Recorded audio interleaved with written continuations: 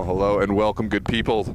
Welcome to the broadcast of your MDV Cup Finals. Christos, Los Toros coming up here shortly on DFV Sports Media. Congratulations to Christos, over 50, taking home another championship. Who knows how many it's been, back to back to back, but quality match from OGFC. Final 3-0 in a match that was hotly contested for a good portion, but finally the juggernauts Christos move on victorious.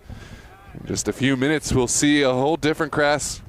It will be Christos, men's team representing Maryland in the MDV Cup Finals, taking on a familiar opponent, Los Toros of Virginia.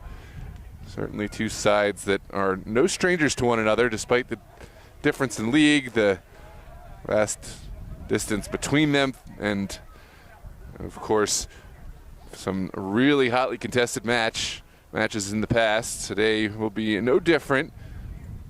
As always, make sure to hit a like to make sure as many eyes are on this game as possible.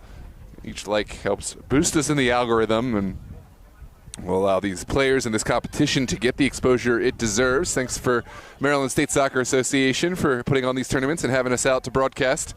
I'm Noah Walker. I'll be with Josh Campbell on the call today. We'll look forward to seeing you in the chat.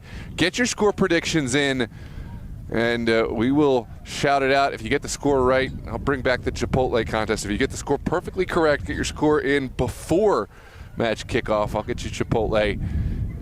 They've got a few outstanding Chipotle orders that I gotta get completed. Corey, I remember you, I read one, and if anyone else, I haven't gotten, I know I've made good on my word. Just ask Abraham, ask Sam, ask all the others, Jack Stone. I've made good on the promises I've made, so if you're owed a Chipotle, come get it. And of course, get your predictions in today. If you haven't done so already, make sure to subscribe to the channel. We are gearing up for a spring season, which will see coverage across UPSL, NPSL, and of course USL2. We're adding 3 new teams to the stable, and we will have Super Soccer League Maryland and Super Soccer League Virginia conference matches, especially now seeing the merger with the APL. That'll be some exciting stuff. Those matches have already started. Maryland will start this coming week. Lots of reasons to subscribe. We will, in all likelihood, have some regional competition as well and additional tournaments. But for now, I'm Noah Walker. We're going to have a quick pregame in just a few minutes. Make sure to share this link with all your friends. Tune in, grab your snacks now, and catch us for the pregame in the next 5 to 10 minutes, and then we'll get kicked off here from Long Reach High School in Columbia, Maryland. I'm Noah Walker. We'll see you on the call in just a minute.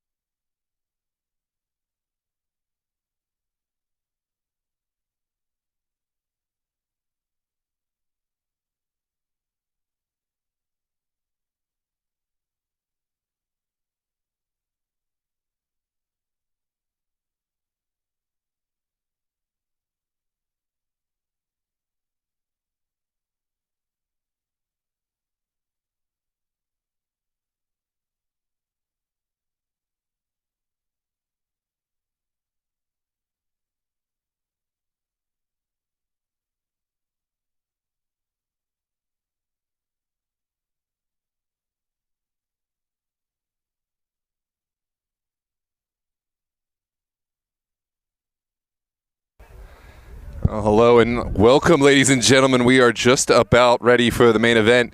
Maryland, DC, Virginia Cup Final. Los Toros representing Virginia, traveling up here to Long Reach High School in Columbia, Maryland to take on the one and only Christos FC, a juggernaut of the amateur game up here in Maryland. Two sides that really, if you could have asked who would be in this final, it certainly would have to include these two sides in the discussion. Ristosi, maybe the only surprise, they are the only team that has ever won the MDV Cup in its own existence the last couple of years. They were eliminated in the semifinals by Christos, and now it's all down to these two sides. The storylines don't get better than this. Make sure to hit the like button, get these teams the exposure they deserve. Every like drives us further in the algorithm to suggest this video to more users. And of course, subscribe to the channel. We're going to have lots of coverage, including both of these sides, coming up in the next several months. Before we get started, just want to take a moment and speak on the two sides in this competition and really what this rivalry means. And on a more personal level, big shout out to Coach Larry Sankum down there coaching for Christos. We don't get into the personal side as much on this channel, but Coach Larry Sankum has done so much to drive this Christos side forward since their inception back in, I believe, '97, and we just want to wish Larry all the thoughts and prayers and what he's and his family and the extended Christos family and Maryland soccer community are with you in your personal times. We really appreciate you, Larry, and wish you all the best as you get through whatever comes medically, and really appreciate that we have games of this magnitude. It comes with personalities that really attract players and push legacies, and I think we have two of those here today. Coach Larry Sankum certainly on the Christos side, and on Los Toros it's Dave Maestrin, another really influential figure who helps not only players but young men. And I think having this avenue of soccer, footy, whatever you want to call it, is so big, so crucial. I speak for myself. Without soccer as a medium, without having this channel, I don't like to think where my life might be, but I can say with a degree of certainty that having these matches to watch, to play, and of course to cover is a huge part. So just want to thank Coach Larry Sankum and all of the admins, all of the coaches, all the leaders who make these teams and these competitions possible. Big shout out to Fran and Tony of the Maryland State Soccer Association. Really cannot say it enough. We need these leaders in order to have these competitions. Big shout out to you, Coach Larry, but enough of the diatribe. We're getting into the nitty-gritty. It's going to be two teams that are respectful, of course, but two teams that really want to win, and don't be surprised. It's going to get physical. It's going to get nasty at times. This rivalry has really sparked interest, sparked controversy, and sparked quite a bit of talent. I'm Noah Walker, ready to bring this one with you.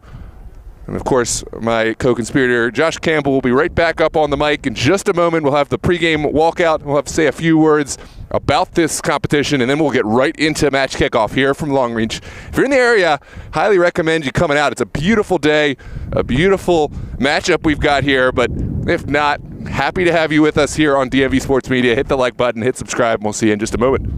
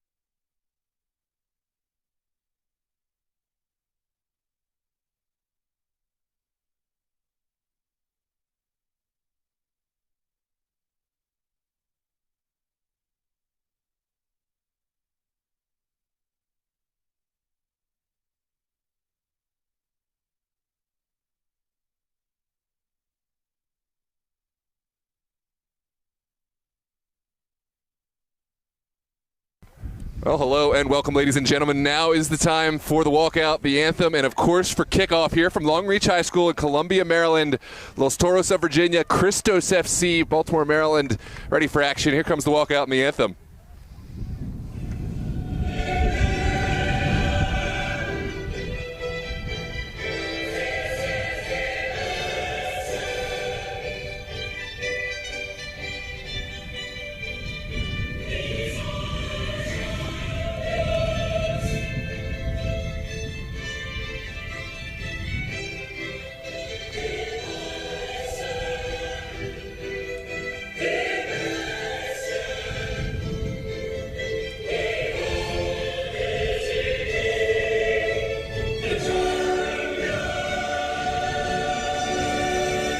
We will now rise and honor the flag with the playing of our nation's national anthem. During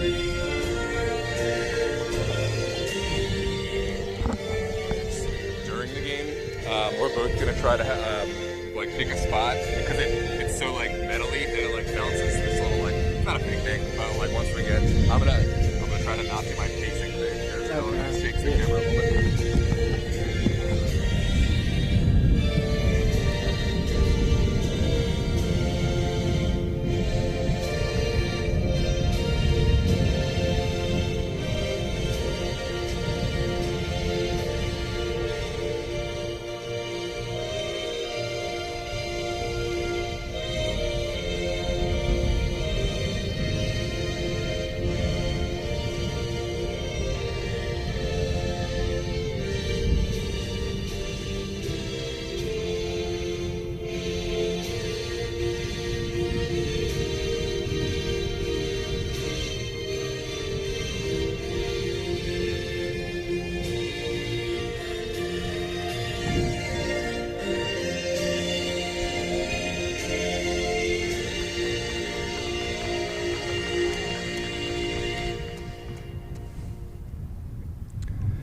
Well, the anthem is played, walkout finish, and we are ready for action here on a blustery but sunny day at Long Reach High School. It's certainly a match in which the winds could slightly affect play, but I think it's rather nice down there on the pitch. I'm Noah Walker, joined with you by the one and only Josh Campbell. Josh, what are your expectations for this MDV Cup final rivalry match between Maryland and Virginia? Well, as we know, two of the better sides in this area, Los Toros, probably up there with Virginia Dream, and Arlington is one of the best sides in Virginia. Christos being historical in the Maryland scene in the area here, so you're going to expect two hard-fighting sides looking to get a trophy this evening. Yeah, I love how I'm here just upselling everything, and you're completely on the moderate. Yeah, two of the better sides in the area. As far as amateur sides go, there are no two better sides. Well, okay, you're right. We have Virginia Dream, Revolution, although they are now Loudoun's second team, and I don't even know if we could really count them now that they're USL too. It's a bit dicey. You're right. They're two of the better, but I think these two sides, with their pedigree, certainly have a case to be made as two of the best, and they are the two sides that have made it here to the finals. I forgot to mention Ristosi. This is the first final that doesn't have Ristosi in it. First final that will not be won by Ristosi of the MDV Cup. So the young side bowed out. They had a really strong U.S. Open Cup performance the other day out in Carolina, as did Virginia Dream, coming away as a back-to-back second-round contender from the DMV amateur scene. We're so excited for them, but today it is all about teams named Los Toros and Christos. Los Toros will play left to right wearing their turquoise tops. Christos playing right to left wearing all black. Welcome to the chat, all those who have filed in. Get those predictions in ASAP. Andres Nera says 2-1. Welcome Will Garz. Welcome Madeline Chapman. Welcome Abraham and Andrea, tuned in all the way from Italy. And correct me if I'm wrong, would this be Los Toros' second trophy of the new year if they won here after the Virginia State Cup? It would. And Christos has already won the Stewart Cup. So they likewise, they're going to be representing Virginia and Maryland in the regional and potentially national cup. So certainly whatever happens here today, it may be a match that we see more of this rivalry, but today certainly no side will want to leave anything out there on the pitch. Walt Torchin, a national referee, has the whistle today. We are in good hands and we are underway. Los Toros send this down the pitch. I believe that was Cruz sending it out to the far side. Hopefully give and go into the end line, just a heavy touch on the end of it. The flag does come up, but good start for Los Toros. Yeah, able to get in between the back line just about 15-20 seconds into this match so far. Tanner Kennard will play short, and Seahorse sees something he likes. Lovely touch out of the air, but stalls out. Toros will use the Turk, Mert Maric, as an outlet pass. Here's Ernie Uribe down the line.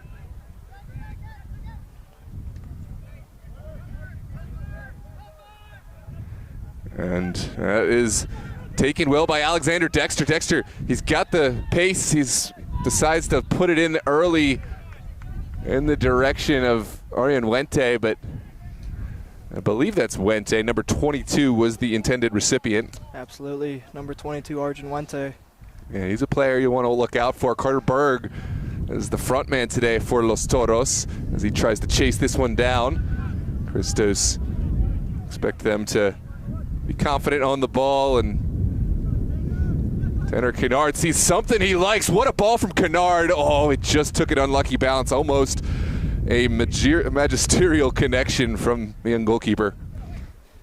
See Joey Maestrin on this near side with the throw. I have to say it's a bit surprising to see Mahoney start off on the bench, like you're saying, with Carter Berg starting up front. Yeah, I think both players bring a special element. I think, so the thing that strikes me about Mahoney's finishes, they're so nonchalant. There's so many of them that it looks like, you know, he's barely putting effort. Of course he is, he's running everything down, but when the final effort comes, it kind of just looks like he's done it, he's been there before, and the celebrations too match that kind of energy. I don't know if you've seen what I'm talking about. It always comes off extremely effortless from Mr. Mahoney. Well, this is a tournament that is not part of the National Amateur Cup cycle, so there will be unlimited substitutions, unlike the National or the State Cup finals, the Stewart and the Virginia State Cup final. So there will be an opportunity to utilize all the players from the bench. Cruz finding, I believe that was Diaz. Well, that's a poor pass from the captain for Los Toros.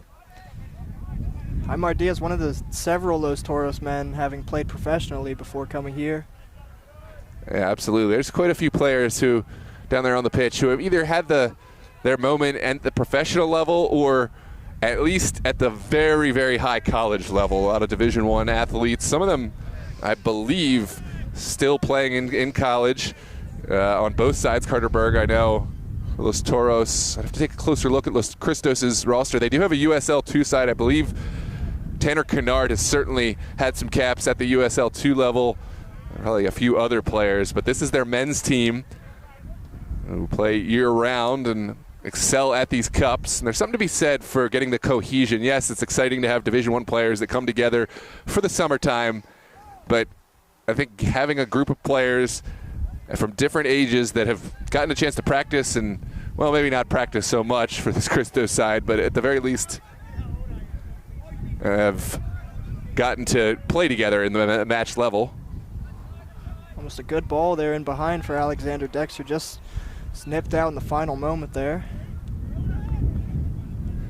Yeah, kind of a sparring match. We saw a couple of chances in the first minute of the game both ways, but to this point it's been a match that's been up for grabs just through 5 minutes.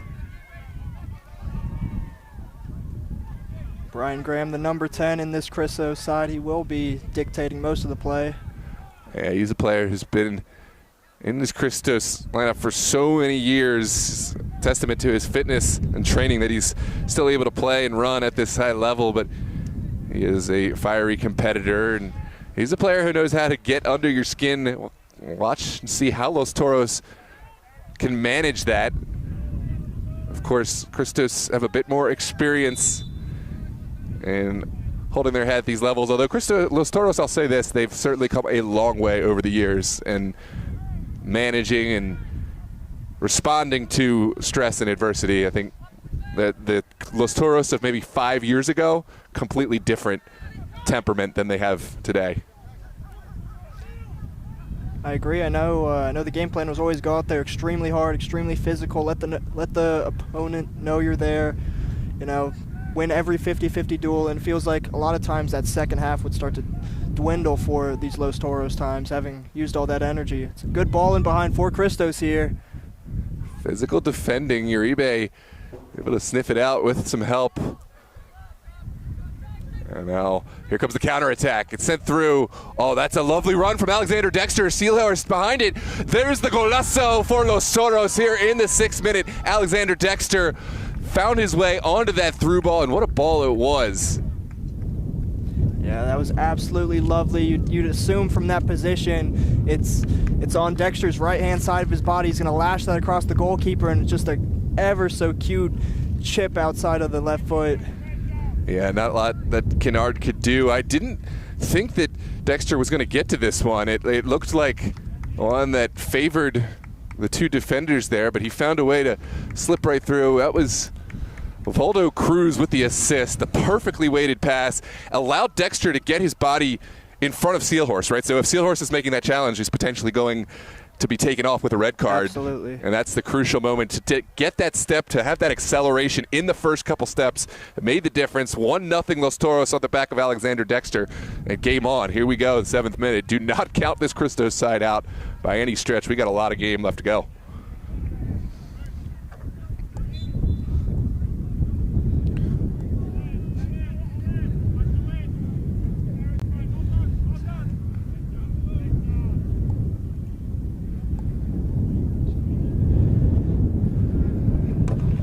Mike Sealhorse, as well as Ben Kovrek, the back line for Christos today. Sealhorse just getting beat there on that goal a minute ago from Alexander Dexter. Yeah, Dexter is one of the faster players that I've witnessed at this level, so tough break for Sealhorse. And again, I think it's the right decision. Once the ball was already passed, I think that's the right decision to not make that challenge. Give your goalkeeper at least a chance. And if he makes that challenge, Christos potentially going down to 10 men and potentially still having to go against a really difficult central set piece. I think maybe, if anything, the position prior to that step from Alexander Dexter, maybe it could have been something done there, but again, we're armchair quarterbacking at this point. Yeah, I think maybe trying to keep that line a little deeper now that you know the speed and behind of Alexander Dexter. And we are going to play down this near side. This is Uribe. He's got a long ball. We'll play into the wind, but you know Carter Berg's still going to fight for it. Second ball still up for grabs. Here's Cruz. Oswaldo Cruz adds so much in the midfield. Good to see him getting out of the back line. You know, obviously great defender, great ball player, but the way he's able to dictate play in the middle of the park just adds so much to this Los Toros side. Another ball through, and this will trickle all the way through. Good defending. There's a player down for Los Toros. We'll watch that. I think it was just incidental contact. Good sportsmanship from the Christos man. Oh, it's a great win from Belcher. And Christos have Dragicic in the middle.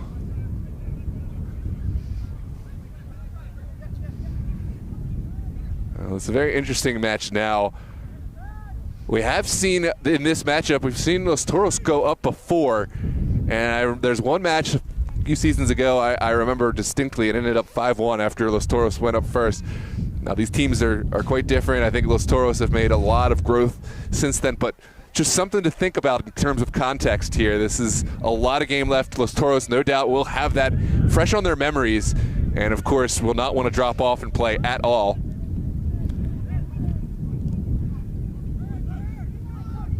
It's Belcher. Well blocked. Now over to Graham. Graham able to float in between the midfield, sitting in that 10 area, attacking midfield. He's also able to get into the base of midfield, just also dictating play for this Christos side. Yeah, it's so incredible to watch what a team that plays together or has this high footy IQ level is able to do in terms of tactics. That ball went searching and now cleared all the way up the field.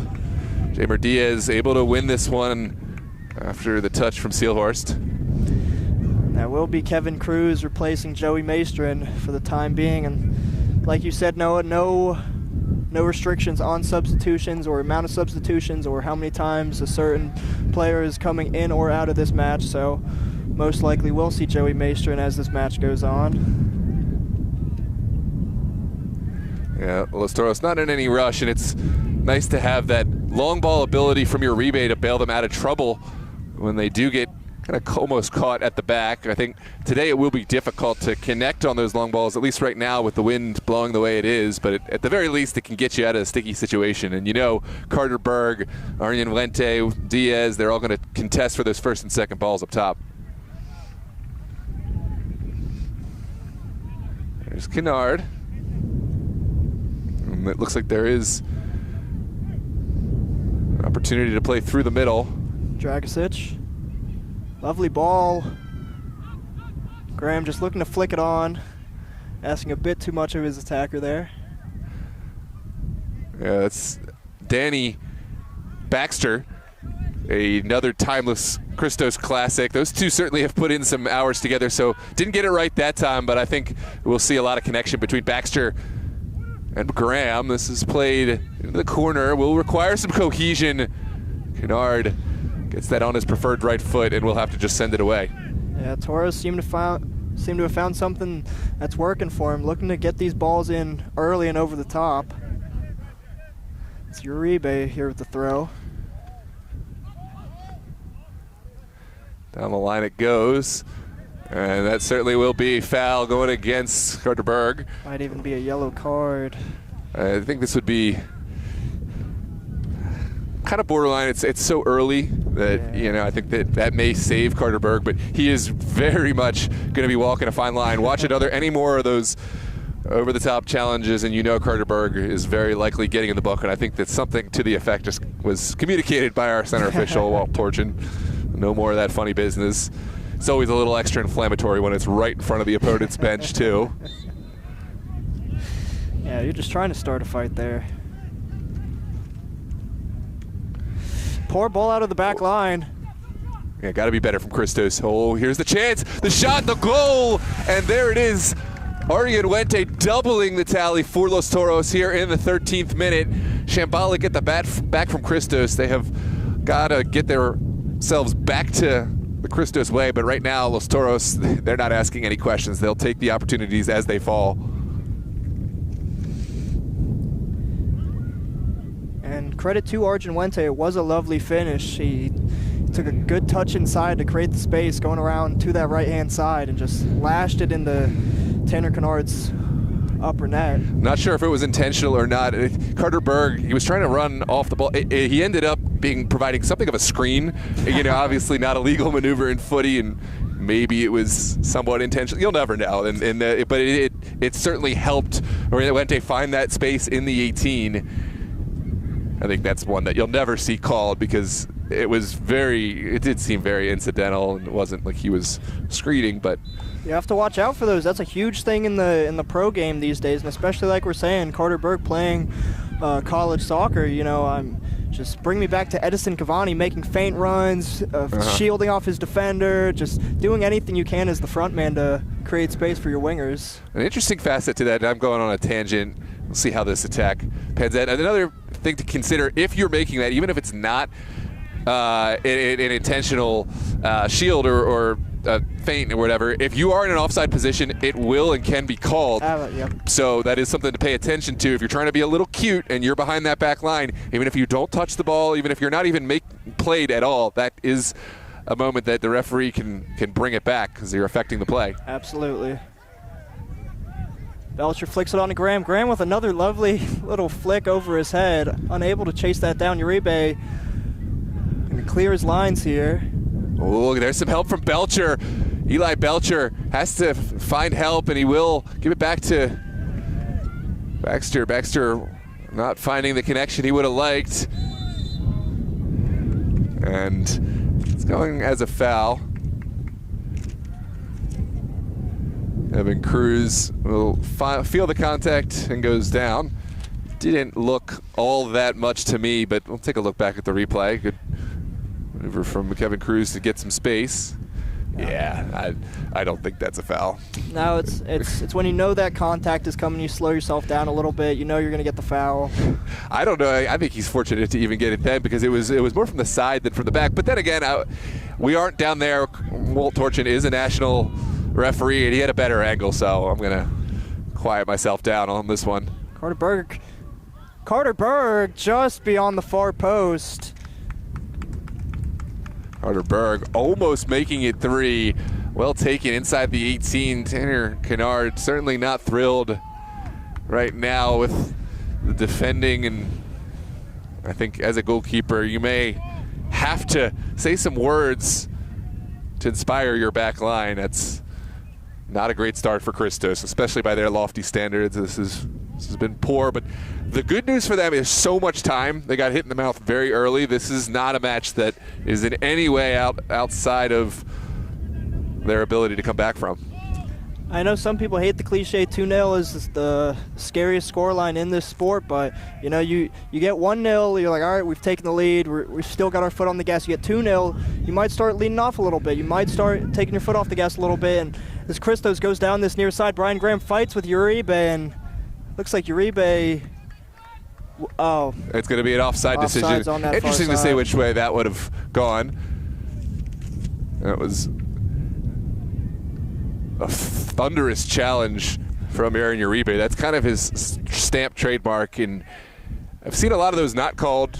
I think it's always on the line because he comes in flying, almost out of control, and if he can get it from side to side, you know, some referees at this level will allow it to play, but we'll never know.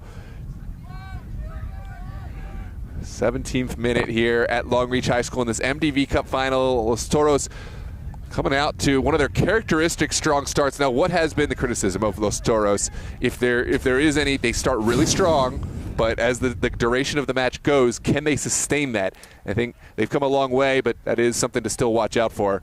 They come out really strong, but it's about keeping that for the 90 minutes, keeping that intensity. For sure, and I think now that we're looking back on it, that might be part of the reason to have a couple of these stronger guys on the bench, be able to bring out a few strong guys off the bench to lead that second half a little more easily in case some of these starting 11 legs get tired here. Well, taken out of the air, it was Dylan Zane. Oswaldo Cruz. Now Javel. Engineering it out of play. Cousin to Waldo Cruz, Kevin Cruz, will send it right back. And right now, just a quick game of keep away when there is that long ball ability from Uribe, well claimed from Kennard. It didn't connect, but you see how it bails Los Toros out of what could be a sticky situation when they're playing around at the back and under pressure. There's a chance for Graham. Oh, what a audacious strike from Brian Graham. Really well hit with the left, hooked it just outside, but you see what he is capable of. You see his quality. Let's take a look back at this replay. First time strike on the bounce. I'd assume he's right-footed on his weak foot. Almost a brilliant goal there to bring it down to 2-1. Yeah, this is where you rely on your leadership, on your veteran players for Christos. Yes, they've had a disappointing start. Yes, they're up against it 2-0, but with the players like Brian Graham, Denny Baxter, you saw a little meeting at the middle of the pitch after. They're not going to let this team go down without putting up a fight. They're not going to let this standard stay. So I think we're in for quite a treat here, Josh.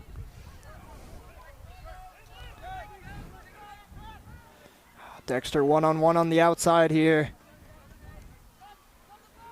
Dexter already has one to his name. We'll send it inside for Waldo Cruz. A lovely little back here, but the offside flag goes. Oh, what a connection that would have been, Josh. What a connection it would have been. I feel like it would have been a little unfortunate there for Christos. The backheeled pass just deflected into Argenwente's path there, but fortunately for the side in black, we will stay at 2-0 here as they've got about 3 substitutes coming down here on the near side. Yeah, that's number 20, number 7, and 17 stepping on. Yeah, that'll be number 17, Marwan Lucy, among others. Number 7 we do not have here.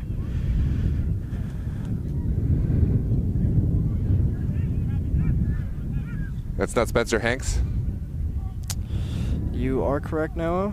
Call me on the spot. Good. Spencer Hanks going in on that right side. Good to keep me honest. I haven't gotten to call as many Christos games over the last few years, but Hanks is a player he started out as a USL2 college player, to my knowledge, and is now filled in quite nicely at the men's side. Good strength there from Berg. The final connection not to be found, but that was well engineered down that far side. Yeah, Hanks is a player with a lot of quality, a lot of attacking viability, so we'll see how he slots in on that far side. They'll be joined by Aaron Rilling in just a moment also, number 2 for this Christos side. Aaron Rilling entering the fray for Christos. Welcome, Liam. There is a re-entry in this competition. Excuse me. This one ping-pongs back and forth across the midfield as Diaz will just settle this to turf. The reason for that is this is not a competition that progresses on to the national amateur competition level. The Stewart Cup and, of course, the Virginia State Cup, those are 2 competitions that they do progress.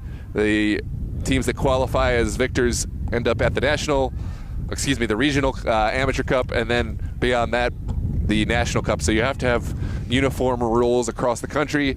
However, in the MDV Cup, it's a regional only competition between Maryland, DC, and Virginia. So all these players, they have the ability to go the 90, but this allows a few more players to get on the field, and I don't think we really see any noticeable drop in the level. It's not like they're doing constant hockey shift subs, which I hate to see in some of the amateur level games, but it just allows players to come in and play at their highest level. Good no call. I think that was one where Diaz was dispossessed and went down. Now there's a late challenge. Diaz, perhaps a frustration foul after he didn't get the call he wanted. Let's take a look back at this replay. Here's the initial challenge. Good challenge from Belcher. Diaz got right up. Oh yeah, that's a late challenge. I haven't seen the card come out. Was there a yellow card produced on that one? No? That will be the first yellow card of the match. Jamer Diaz does get the yellow. I think that's warranted with the temperature rising. We already had a stern warning to Carter Berg. It was a very late studs challenge under the top of the boot. Good eye from our national center official, Walt Torchin, keeping control of this match. Now, it's a windy moment here. Wind favoring Christos. How will they deliver this from the feet of Silhorst? Cleared well by Cruz, still with Christos here. Excuse me, that was Dragicic who delivered. Jake Bender with ball into the back of the box. Drops into Bender. Baxter just wide, offsides. Almost the Bender to Baxter connection. Jacob Bender, the brother of MLS star, the one and only Ben Bender, who is also a former Christos man. Yeah, and he spent several seasons playing with Christos. Ben Bender did before his MLS. So a lot of connections, and almost a connection there between veterans Baxter and Bender. Yeah, I have to say Christos is growing into the match as this first half has gone on.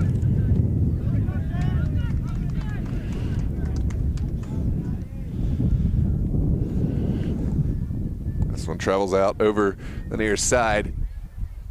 It will be Kevin Cruz taking this. You see Christos inching further and further forward, trying to lock this one in. But you know Uribe has this long throw into the wind. That's pretty impressive to get that kind of distance with the wind whipping the way it is. It doesn't come out to anything.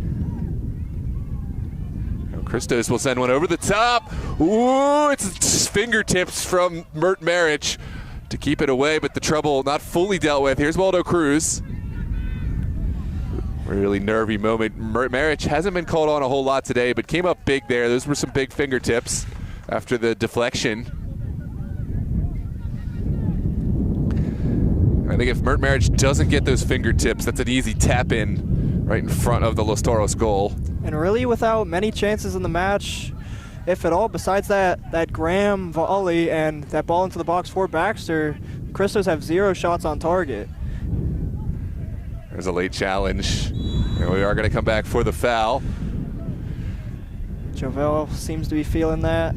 Yeah, Jovel not wanting any of the sportsmanship, but I think it is good to see the sportsmanship I guess maybe give him a minute to get back. Hopefully he'll accept the sportsmanship in a moment, but sometimes right after that contact, you're not really wanting to shake hands with anyone or accept any help. But two sides that, although it's been physical, although it's been heated, I have seen some good sportsmanship in the early portions. We'll see how that continues towards the end of it. Again, two of the proper clubs. Liam said it best in the chat here. This is going to be a great match to watch. Two proper clubs. You know, sometimes we see games that are, shall we say, not of the same level and blowouts, etc. This is certainly, I can't imagine, going to be anything but a proper match. Lovely drive from Wente just beyond Alexander Dexter at the far post. What a drive from Wente. And Dexter just a little bit over pursued it. Ball seemed to be behind him. Have to say quickly, Liam, electric on the mic. Oh, yeah. And I had him doing the video work just, you know, out of nowhere for part of it, and I had to run and collect some equipment. Liam, he lives all the way out in, I think, Asheville or Ashtontown. That's his club, and okay. And so he's quite a bit of ways. Otherwise, love to get him up here with both of us on the mic. But he did express interest. I know we have to resurrect the podcast. I know Gio's got a lot going on right now, but I don't have quite the same software that he does, but we can do this, Josh. I think we really need to let's just get, you know, a simple call going. I'll even drive to you or whatever, and we can just do it old-fashioned style. Although maybe you drive to me because your internet, or at least your cellular, hasn't been. Cellular's terrible out in Great Falls. But I'm sure you got internet service, so we'll figure that one out. But for now, it's a set piece going against Los Toros. Christos got plenty of players in the midfield.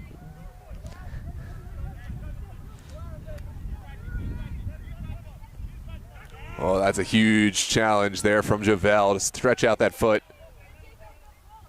I know we've talked about the physicality a couple of times here, but it does feel like it's ramping up a bit as this first half comes to a close. Wouldn't expect anything else. Ooh, that's missed connection between Cruz and Carter Berg, but oh, Christos, how will they get out? Kovarek.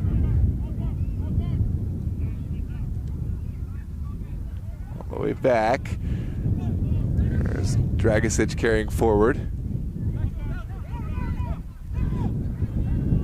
There's a well-timed challenge from behind. Had to get that right, did Cruz, and it's consolation prize of a throw for Christos. Quickly sent in, Baxter. Lovely connection. Here comes Danny Baxter, riding the challenge of Javel. Back to Belcher and forward. Final pass let down Christos, but there's some of the combination play that they've become so famous for. Oswaldo Cruz now, just slowing things down a bit.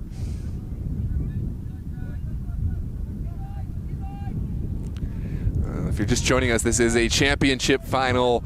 Maryland, D.C., Virginia thrown up for grabs. Here it is, Los Toros of Virginia taking on Christos FC of Maryland. Ooh, this is only partially cleared. Carter Berg claiming the second ball.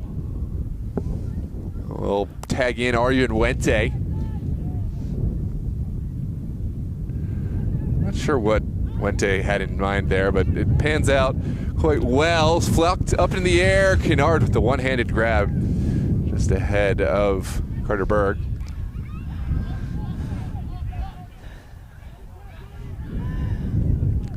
On the far side, that's Zane. And all the way back to Uribe. Yeah, Toros seemingly to run the ball, playing through Uribe and Cruz and just looking to get balls in over the top for Berg, Wente, and Dexter. It wasn't a bad ball from Merich, but the inertia just completely sucked out of the ball from the wind. It makes it difficult for Los Toros.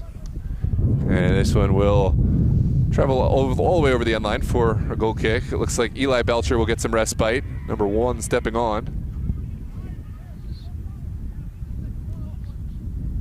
There are young players into the mix.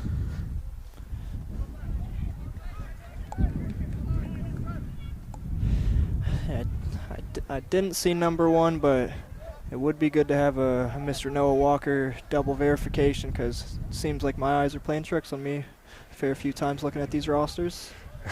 Ashland FC, Ashland, the center of the universe, says Liam. My apologies. I said it was far away. It's kind of out there, but we are out there. It's Ashland that is the center. And there's no prize money, just straight bragging rights and a big old trophy. This is pure amateur footy at its finest. Just love of the game and plenty of bragging rights. Christos, right now they have the bragging rights, have had the better of this matchup, but Los Toros looking to seize the crown here today and take the current throne away from the reigning champions. Well, not champions in the MDV Cup, but champions of this matchup. There is going to be a foul right at midfield. Yeah, foul going against Chris Correa. Santana will take the kick. Looks like he's going to leave it off. Correa was the lone goal scorer that took Christos into this match after beating the former reigning defending double champion Rastosi FC. Correa's goal was huge in that one. We'll see what he can bring to this important matchup. It's a vertical ball, easily gobbled up by Maric. Didn't want to take any chances there and decides to just dump it over the far touch.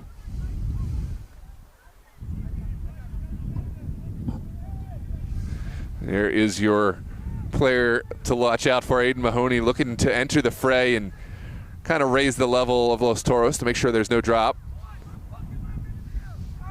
Good turn from Waldo Cruz.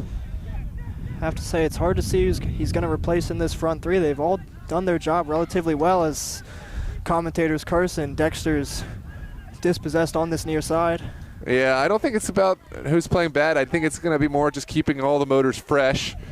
And, of course, allowing a potent player like Aiden Mahoney to get into the fray and use his fresh legs. No doubt he's been chopping at the bit to get on there. This is Kennard, able to keep his head and his wits about him and keep this on the ground. This is off the head of Cruz. Cruz, who's absolutely not the biggest in that back line, but boy does he jump like a fish.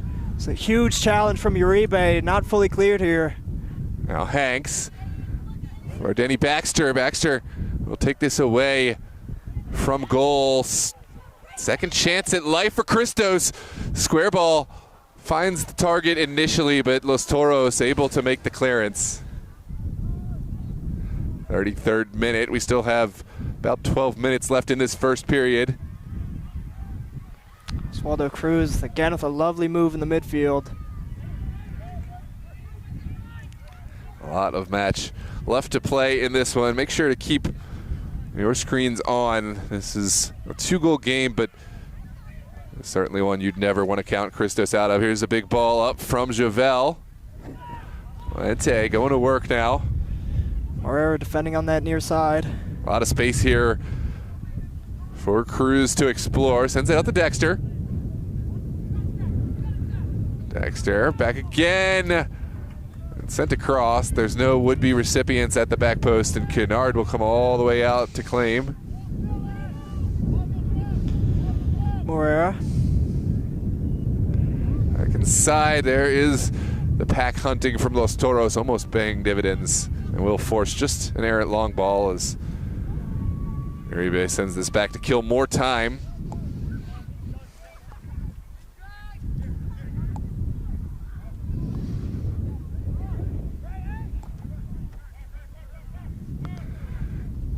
Up to Javel.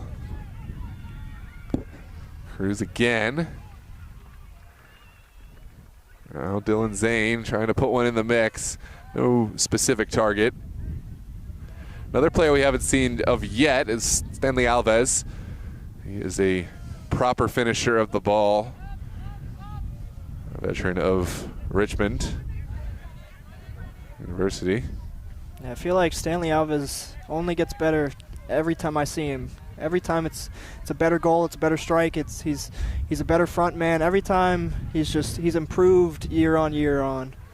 Yeah, there's too many names to choose from up top for Los Toros, but I think it's a good problem to have. Here's Kevin Cruz looking for an early delivery. He's Got Wente in the area, but maybe just a little bit behind where Wente wanted that one delivered. Ooh, this is a moment for Dexter.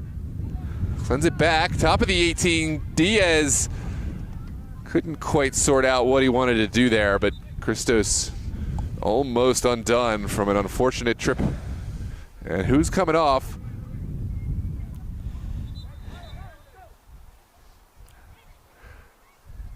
It looks like it was initially going to be Carter Berg, but Arian Wente is down for the moment. Now I think it's going to be Arian Wente coming off instead.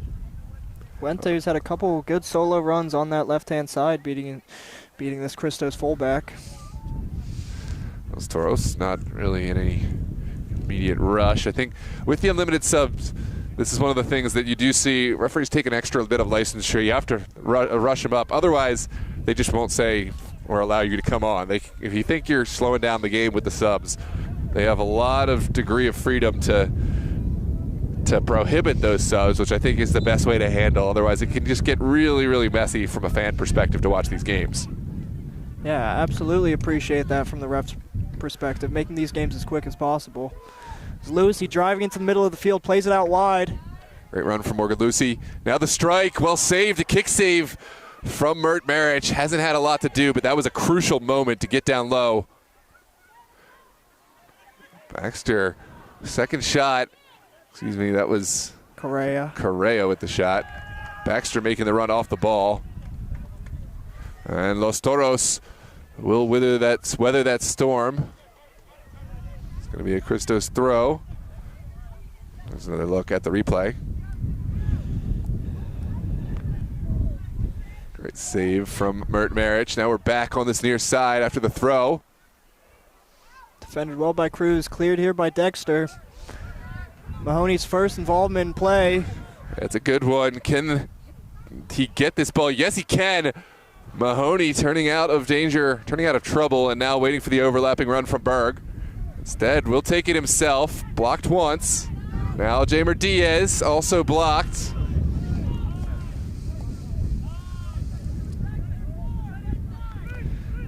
Here is Alexander Dexter back on his preferred right side.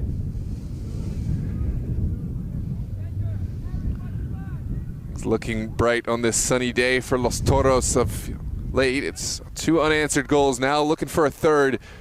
Well contested on the far side. Christos' back line comes up.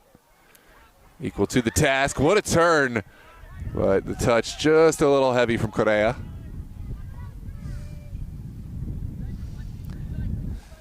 It's easy to see how a player like Correa can get in behind and how he was able to find that goal against Ristosi in the semifinals.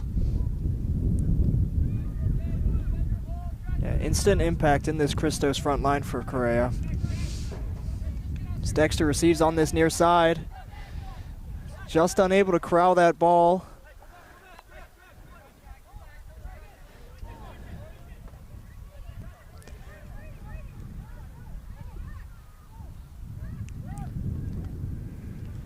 Reeling.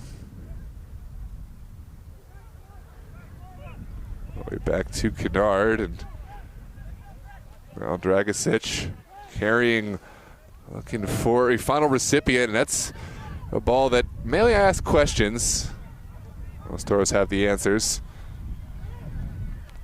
It's a good idea there from Dragicic. He's now seemingly in the back three. It's a big challenge there from the Christos substitute.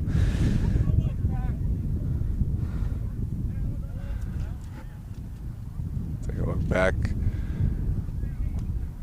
It did look like he got ball. It's hard to see whether he went through the man first to get it, but again, we're going to defer to the professionals down there.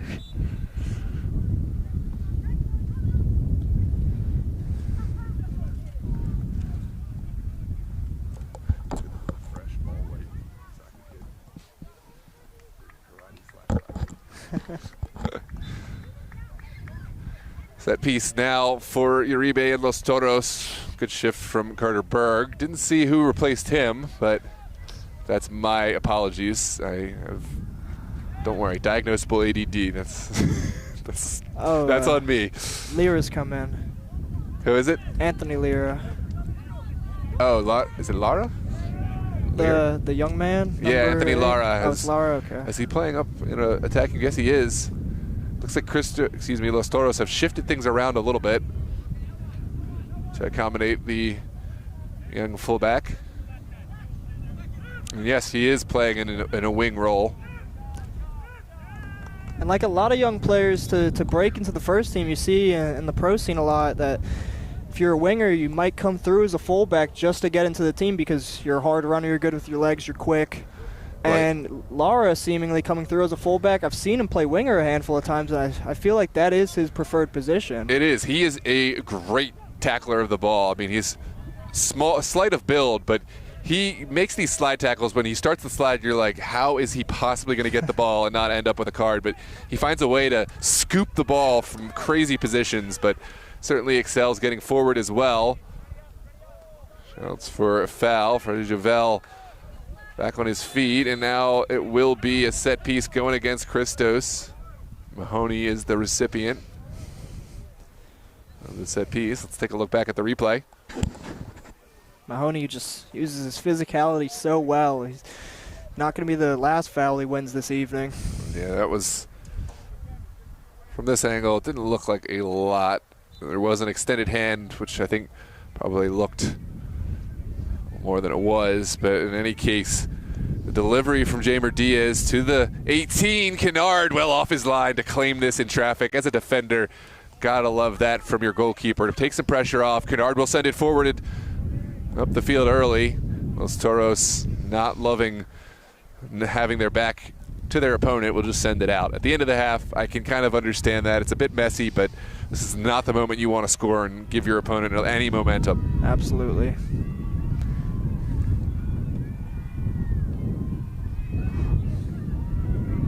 So travels out over that far touchline. Will be a Los Toros throw. Michael de Grandes being introduced just before this first half stoppage. Looks like Alexander Dexter is making his way onto the sideline here.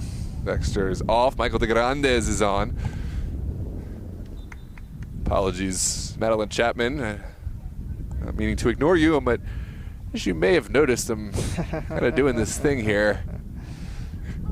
How dare you? As much as I came here to say hello and we appreciate you in the chat, I got my hands full here with these two quality sides. This is Dylan Zane down the line. The no-look pass finds Aiden Mahoney. Mahoney with an early delivery. He's got a man, but Kennard easily able to gobble that up. Kennard with his mobility, with his versatility, I think that was never in doubt for him.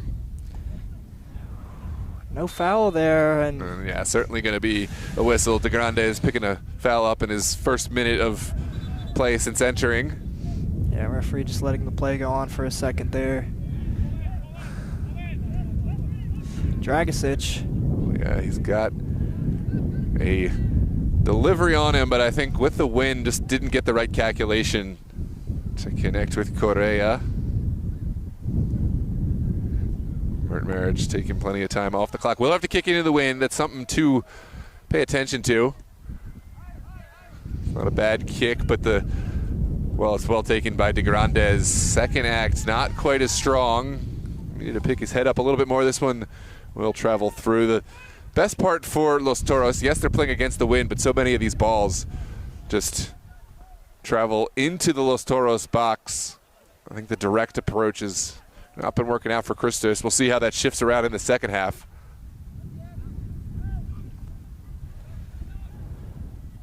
Drops to Mahoney. Mahoney looks to play it on. Yeah, had Lara down the line, but well cut out by the Christos man.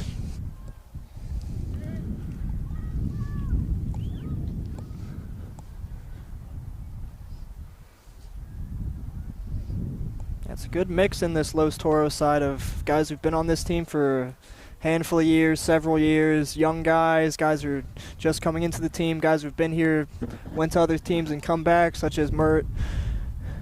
It's a good mix of guys in this group here. It's going to be a foul going against Aiden Mahoney. Welcome to everyone who has joined us here today. Big shout out to all of our regular viewers, Andre Andrew from Italy, and of course, Madeline from South Georgia. Appreciate. This is a contentious moment. Aiden Mahoney, a very late challenge, and kind of a tough moment for the Christos man to endure. Let's take a look back at the replay. Just caught it at the tail end. It was so very late. Yeah, that'll be the second yellow card of the match here for Los Toros. It'll definitely be something to keep in mind going into the second half with two other better players, Jaimar Diaz and Mahoney, both on yellow cards. The good thing about the challenge was it didn't go into the player directly, but it's just such a late challenge right into the path of the follow-through. It's going to be called all day long, and not a fun thing when you have that trailing kicking leg impacted while it's at full speed. That one hurt my old legs from up here. Here comes Christos. Shouts for a foul. And Uribe is whistled. It's a central set piece here into stoppage time. The moment for Christos to perhaps claim something. Got to watch out for the early delivery. Los Toros can't get caught unaware. I think we're already. I think Christos have already asked for the 10, so we won't see that early delivery. But who is going to stand over this ball? It's Brian Graham and Spencer Hanks. Hanks looks like the favored son of Christos at the moment to take this one.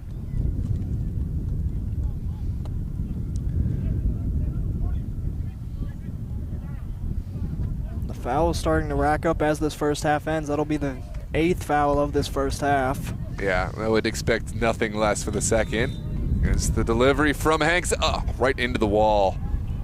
Second delivery from Hanks, well away from Cruz. This will be a throw over on that far side for Christos. Consolation prize, perhaps their final act of this first half. Can they find something?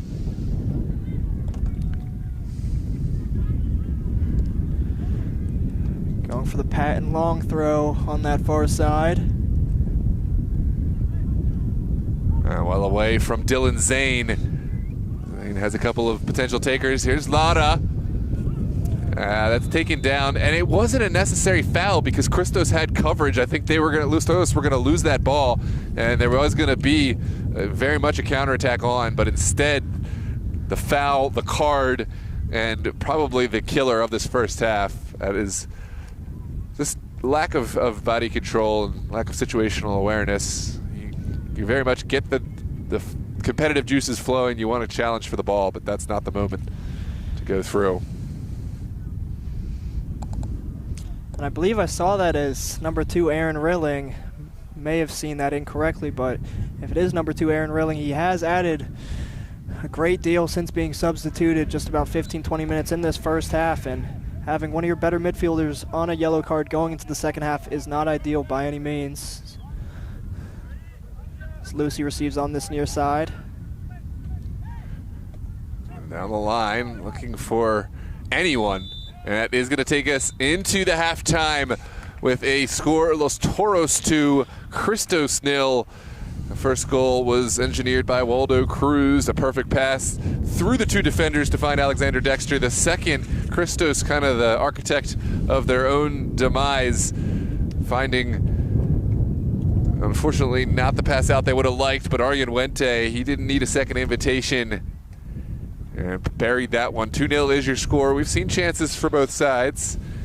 And we're going to see you in the second half. Make sure to drop the like on the video. Help us reach as many viewers as possible. Subscribe to the channel for the spring if you haven't done so already. We got lots of matches coming up.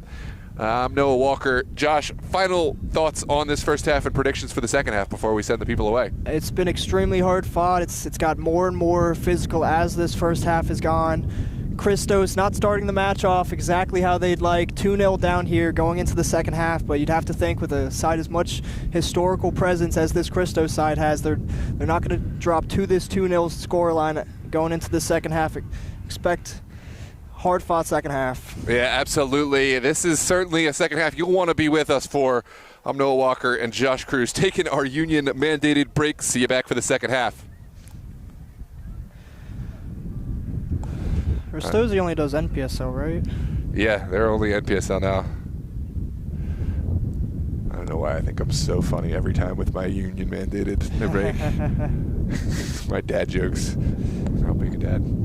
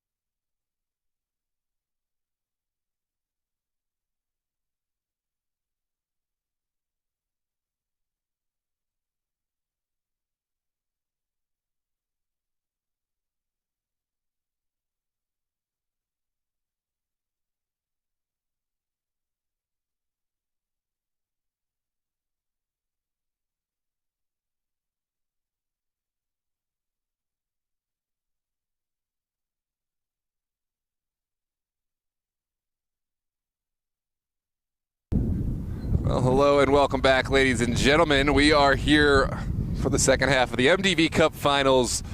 Columbia, Maryland. Long Reach High School is your venue. Los Toros jumped off to a strong start with 2 unanswered goals. Alexander Dexter assisted by Waldo Cruz and Aryan Wente unassisted. Second half will bring a new opportunity for Christos to reestablish their good name. Los Toros, they've had strong starts before, but this is a chance to kind of break through and not only start a match, but continue. We've seen a lot of growth from them. Can they do it against the powerhouse Christos FC? I'm Noah Walker, joined by the one and only Josh Campbell. Excited to have you with us. Get your thoughts in the chat. Josh, thoughts for the second half? Have to hope Christos comes out a little stronger in the start of this second half than that first half. Getting Correa in the front line will definitely help that, but sorry, a little out of breath. No, you're good. Getting that soccer ball. That's pretty well said. It is going to be Christos playing left to right, wearing their black kits. Of course, Los Toros wearing turquoise will play right to left. It's a fiery start, as we thought. De Grandes goes in late, but Torchin, our center official, will allow play to continue with the advantage. Down the line, this one goes. It's Graham finding Baxter. Andy Baxter bringing that veteran presence. Now down the line again. Can Graham get it across? Yes, he can. No, it's into the side netting. Welcome Madeline Chapman back for the second half. Gonna catch me with a box and okay. Hell yeah. It is gonna be a goal kick for Merton Marich. And it looks like Los Toros intent on taking this one short. Down the line from Kevin Cruz. You can see Christos came out with new life, and Los Toros really will have to work for this. There's the presence of Stanley Alves, the leader from up top for Los Toros. We'll see what he can produce. This is sent across. Lara will try to run it down. Yeah, to your point of Stanley Alves being a leader in this side, he was absolutely screaming at this Los Toros side during this halftime break, making sure each and every one of them does not give up on the gas pedal. Dylan Zane down this left-hand side, just a touch too big. Yeah, that was great combination play. I think it was a good idea from Zane to try to accelerate. Just lost his bearings on where he was at, but you can see just what Stanley Alves can bring to the side with the youth of Dylan Zane and, of course, Anthony Lara. Like using Stanley Alves as a fulcrum point and, of course, a finisher is a recipe for success for Los Toros. Certainly the wind has picked up here, blowing on your screen right to left. And in the faces of Christos at the backs of Los Toros the second half. Correa fighting on that far side. Lovely run by Correa.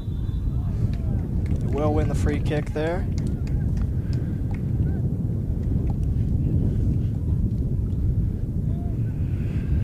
I have to think, like we were discussing a little bit, a couple of these Christos guys possibly making their USL team. You'd have to think Correa is on the bubble of making that perchance.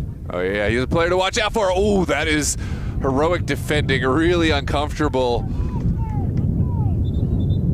From, I believe that was Zane who made that clearance. It was number... I believe it was Dylan Zane also, yeah. Yeah, Dylan Zane had to get his feet sorted out. Those are the moments that I think you maybe want a little extra communication from your goalkeeper to let him know what's going to happen there. But the two sorted it out.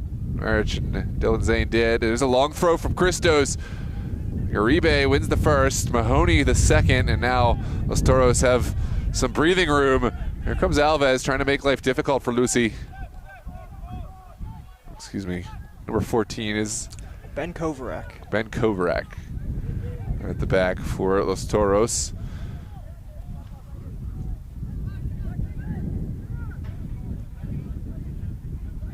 Kennard, who's not had much to do outside of the 2 goals.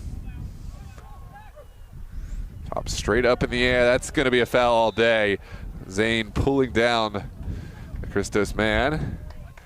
And could it be more than just a foul? No card. It's quickly sent in by Christos. Uribe able to deal with that one using that strong frame, tall frame, to ward off the would-be challenge. Down the line, doesn't fully get it cleared. Javel fishing for just a slight touch, doesn't get it, and Los Toros will have to continue defending. Some dust up there between Correa and Javel. I don't think there's a whole lot. And I think Javel may be fishing for something, but onwards we play. Expect more of those unpleasantries, as we'll call them, as this match goes on. Christos will want to find their way back by any means, and Los Toros have to keep their head about them. Oh, that's a poor clearance. Strike blocked, and that is certainly a foul. Easy decision for Walt Torchin, and a card to settle things down, potentially. Los Toros pleading their case. What are your thoughts on this one? You think it's card-worthy? Certainly foul-worthy. Absolutely a foul, and I think to the ref's perspective, he knew what Oswaldo Cruz was doing there. He knew he was putting in a body, and he was going to have the space there and leverage for a shot. So I think given the context.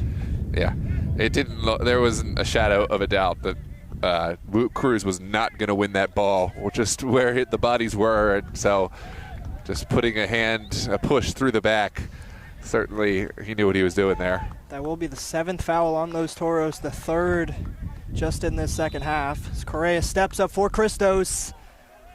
That's lackluster finishing from Correa. Got it over the wall, but did not have anywhere near the pace or the dip required to find a result there.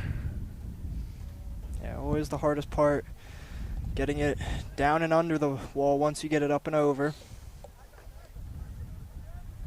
Welcome back, second half, to all those who are finding their way in. Make sure to share the link with all those who may find this interesting. I think we're in for a thrilling final 40 minutes or so. Welcome Gabby Gomez, the Los Toros famed player. I don't know where Gabby is right now, but tuned in supporting his teammates. Most recently was with the Virginia Revolution, I believe. He was with Los Toros for this season in UPSL. This is sent across.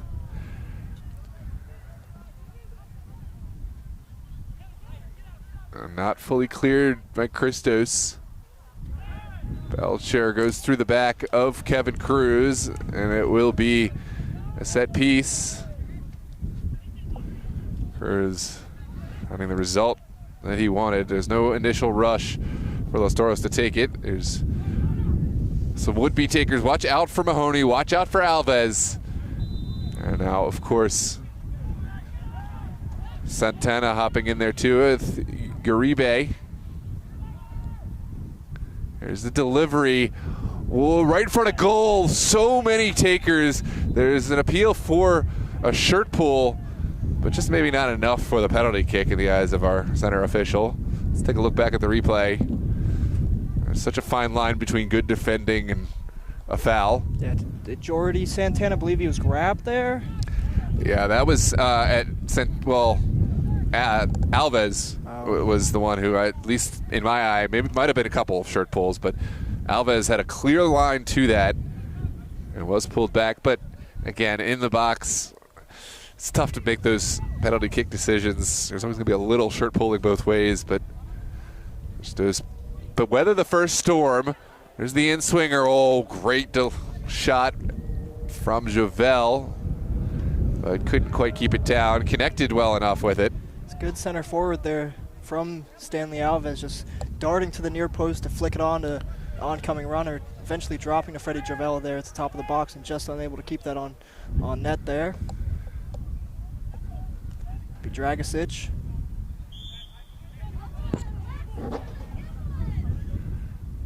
Did that whistle come from behind us? I believe so. Okay.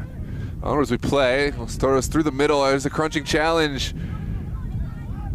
Oh, late challenge from Belcher. Eli Belcher got to go in the books for that one. And it will be a set piece. Alves is down. That was a bit of a lunging challenge where you absolutely have to win the ball. Belcher was second to it. Now Los Toros will have a set piece in the central area. Here's a look back at that replay. Yeah, there can be few arguments there. It's clearly a foul, clearly a card. We hope the best for Stanley Alves. Still down. Stanley Alves, who's gone through his own injury issues in the last couple years or so. It's great to even see him on the pitch in these last few months and last season for Los Toros. You know, as we've spoken to how much of a big addition he is to the dressing room and to the side on the pitch here. Wind whipping at the backs of Los Toros. They'll have to watch this. They don't want to put this right into the reach of Tanner Kennard. They don't want this over the end line. Got to give your guys a chance, and they will have a chance. No. 0-1 there by Ben. Correa. Over the top. See, this could set up nicely for the benefit of Christos. Well dealt with by Merton Marich, who had to make a confident decision, and oh, that's really tough sledding for Alves and Los Toros. Looked a fair challenge in real time. Let's see the replay. Maybe Alves did a, yeah. Santana fighting Correa one-on-one. On the other end. Graham chasing it down on the far side, just unable to keep that in. Almost missed out on a really quick counterattack. The set piece sent in so quickly by Christos. They get end-to-end as well as anyone. Toros managing this game very well, like we've said a handful of times. We know those second halves can be a little dire for them, having given a lot of energy in those first halves, but defending and managing this second half incredibly well against an extremely experienced side. Tactics have been good, but even better, the energy level has been really high. No letdown, and to this point, no breakdown in discipline either, which is another thing you have to watch out for in these games. Discipline is the first thing to go, I think, with tempers high. Well, he sends it back. All the way back to Marich. We're being able to take his hat off, not staring into the sun now on the opposite side of the pitch. Yeah, that's a big point. I mean, that's one of those things that really can mess a goalkeeper up, staring into that sun on the high balls. We saw Tanner Kennard certainly wasn't obstructed by anything. He was really controlling of that 18. Any ball that came anywhere near him, he was coming off his line like a safety, free safety in the NFL. Uribe. Correa able to get there in between a couple Los Toros defenders. Down the line, and Zane runs out of real estate. It'll be a throw for Baxter. Baxter. Oh, the second ball, just not the connection that Christos wanted. Yeah, Graham just looking for the give and go with Jake Bender there. There's an opportunity for a drop kick, and well, that's not what the doctor ordered for Los Toros. Distance, though, at least will give a bit of a breathing room, and now Jamer Diaz will step on.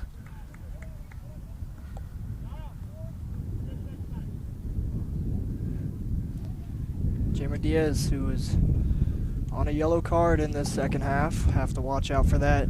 Any fouls he makes.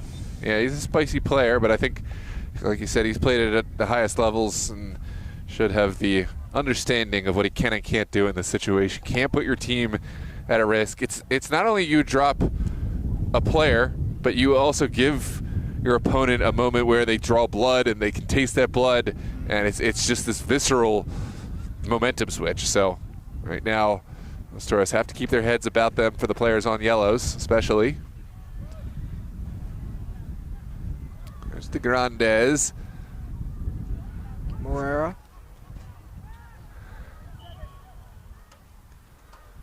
So then pinballs around, finally taken to ground by Los Toros and away. Oh, here's a great ball. Can Lara catch up? No, as fast as the youngster is, it's just not enough width, not enough opportunity for him to get there, but it was a good idea. Lovely center forward there.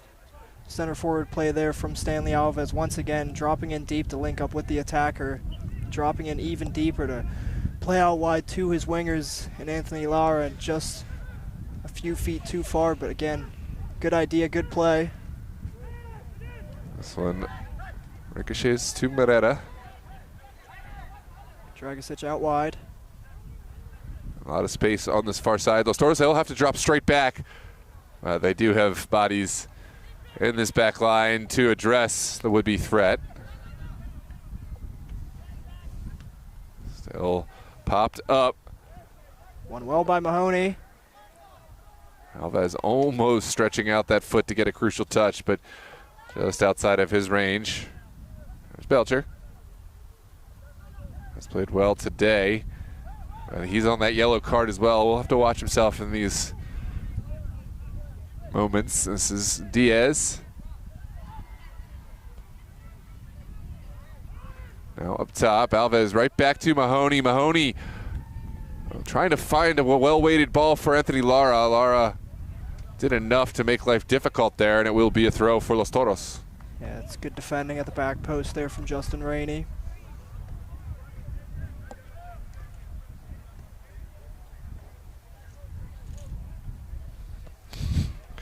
When is Abraham going to play for Los Toros again?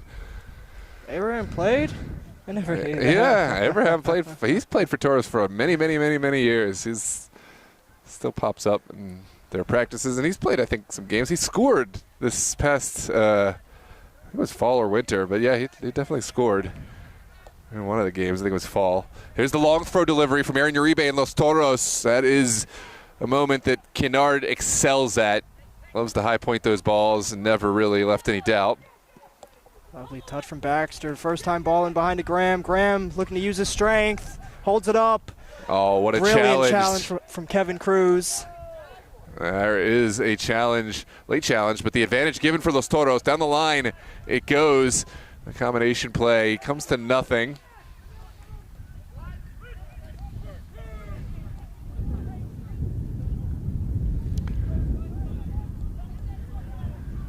Comes Mahoney. Mahoney. Well, there were options there, but Christos defended well. There's another battle. De Grandes comes out on top. And I do like that the play is allowed to continue. Within reason, physicality should be allowed. This is a men's game. This is, you know, the highest level of amateur we really have here. Ooh, that. So it was different between physical and just outright wrong. That was a challenge that was directly from behind, had no piece of the ball whatsoever. Yeah. And it will come back. That will be the danger man Correa for Christos being on a yellow card here.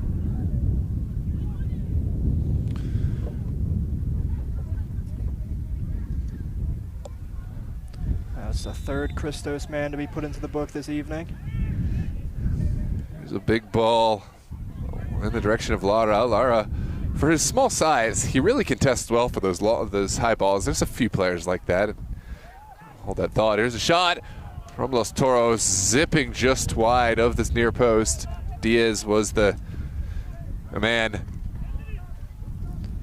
Yeah, Hamar Diaz is absolutely going to want that one back. You'd think 9 times out of 10 he's at least putting that on target, if not putting that into Kennard's bottom corner. Well, he was well entitled to have the shot, but I will say there was a great run from Dylan Zane, and of course Stanley Alves was right there for the give back. So I think Diaz saw that and maybe wanted it back, but if he buries that low corner, no one's asking anything. So it's always easy to look back and find something you wish you had done. There was space, and he's a player who can hit the ball, so I don't think it was a terrible option. I've definitely been there. You're halfway through saying, "What are you doing?" and it flies into the bottom corner, and you're never mind. with the rest of your team. Yep. Yeah.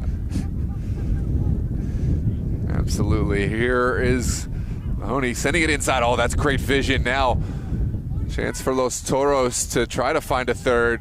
Would be nail in the coffin. Here's Anthony Lara. Working against Rainey.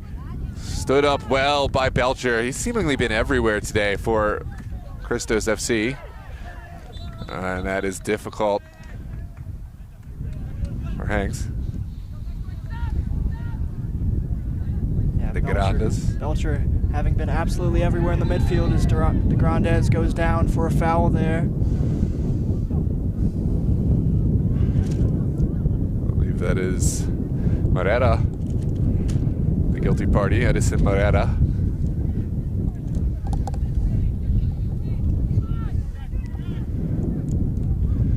And now Santana standing over the ball. Jordi Santana pushing without further. Where is this delivery going to go? What a connection, but I don't think Cruz expected it to get to his feet.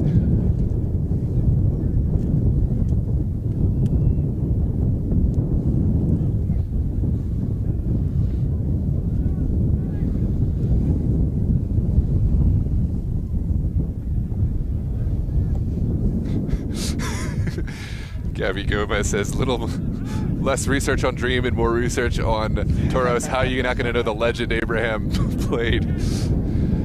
Relax, relax. This is putting him on game. He knows now, oh, Dispossessed is Rainey. Now down the line, early take from Alves. Speaking of ones that you'll wish you had back, I appreciate the confidence from a player like Stanley Alves, but I would favor Tanner Kennard all day for having that near post covered. Yeah, given his positioning at first, I thought he was going to be even more audacious and go for the far post curler and almost Dimitri Payet that in. Yeah, it's always easy to second guess those from up here, as my dad would say, or Teddy Roosevelt would say, the man in the arena speech. It's a poor giveaway, sent forward, the wind really whipping, and it is going to come back for an earlier offside. Obviously the last pass was not the one that did it. I think it was Alves. Yeah, Alves just a step behind Dragicic. It was touch and go, and now Christos will send it forward. Flicked on by Graham into Correa. Correa looking to get inside. Held up well by Uribe, and Uribe will see that out for a goal kick. There's frustration there from Correa. Doesn't feel that he did have the last touch. Hard to see, but that's a good battle. Yeah, hard to see from our angle. In any case, will be a goal kick to go for Los Toros. And Mert Maric, still the 2-goal deficit for Christos to climb past. 23 minutes and change plus stoppage to go. Just a foul in the back there from Belcher.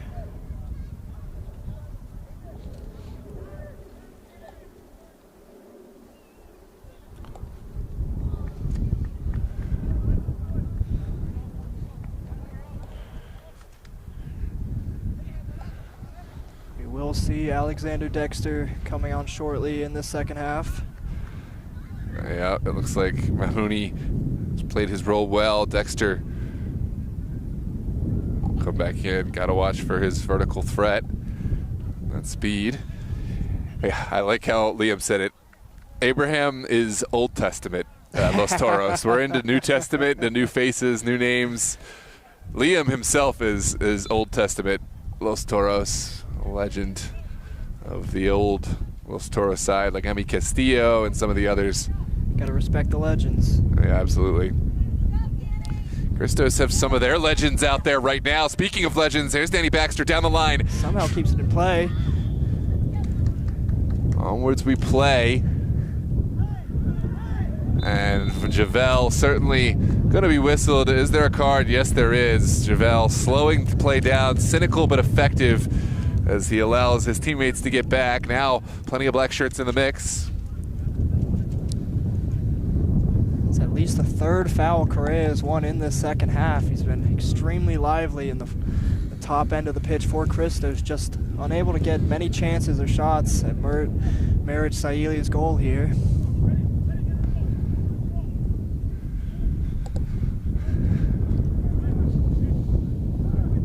Offering the Chipotle before the game has really got me thinking, I want some Chipotle. I haven't had any Chipotle in like 3 months. It must be something about the full-on season and the weather that makes me want Chipotle. During the winter, I'm more of a cheeseburger and fried food kind of thing, and pot stickers. Keeps you warm. Yeah. Well, we're back to warm weather. Here's the delivery to the back post. Sent in. Still. And what a save from Mert Maric. Over the goal, what a save, and this back line comes up big to preserve the shutout. Mert Maric making one, his teammates making another. Corner kick to come. Take a look back at this replay. my word, how has that not gone in? Dropped directly to Correa in the penalty area, and if he put it anywhere but just in the middle of the goal, would have been 2-1 here for Christos. Yeah, it was Dylan Zane who made the second save after Mert Maric made the first. Zane and Mert Maric coming up big. I know as a goalkeeper, when you make a huge save, it's so frustrating to see the tap-in go into the goal, so I know Mert has to be fired up, loving his defender, Dylan Zane, for putting his body on the line and preserving what was a great save. Again, just credit to this back four of Los Toros. They've had the majority of the ball, the majority of chances. They haven't let their head drop in this back line. They've stayed extremely composed and focused, and deservingly have this clean sheet so far. How about that delivery, though, from Justin Rainey? I think really took some of the defenders out. Christos knew exactly what they wanted and almost executed. Yeah, that was a good ball by Rainey. Rainey seemingly taking out a right back, putting into the midfield here. We've got Morgan Lucy for Christos coming back on, and of course Arjen Wente will replace the youngster Anthony Lara. Arjen Wente, who put away that second goal here for Los Toros. Book of Enoch type characters.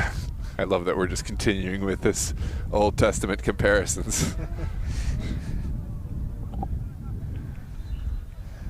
I'll also see number 2, Aaron Rilling, making his way onto the pitch here for Christos. Here come a couple of potential takers. Lucy wanted that. Oh, that was not the moment for the dummy. Graham thought he had a player at his back, didn't. Instead, Los Toros will send it in early on. Oh, it's only partially cleared. The deflection found its way into the ever-elusive Arjen Wente, and Wente that close to a second. You don't see him miss these often, but kind of by his lofty standards, this is poor. Absolutely. Chance to put the game away fully here in this second half. Just a bit of daylight still here for Christos. There's Rainey. Graham trying to leverage his body there. Yeah, might have been a push. There's some extracurriculars now going the other way. This is where it gets chippy. Good battle. Second one. Oh, that's no foul called. Sort of some late contact. I think we're starting to see play continue. Lucy loses out. Excuse me, Graham loses out. Now it's over to Arjen Wente. Early ball into the top of the box, just not exactly to Diaz where he was looking. Let's see, we'll see this over the touch. Christos have to play their way out of trouble. A lot of Los Toros players on that far side, and I don't think that was about as well as Christos would have liked to approach that one. This is right back to the feet of Los Toros. Aymar Diaz has a strike! Oh, stinging the hands of Kennard. Couldn't catch the initial, but kind of parried it right to himself. And Aymar Diaz, see just how capable he is at hitting from those ranges. Good win in the back line there from Uribe. Kevin Cruz loses out to Lucy. He does manage to get a touch on that second ball there. It stays with Christos on the far side.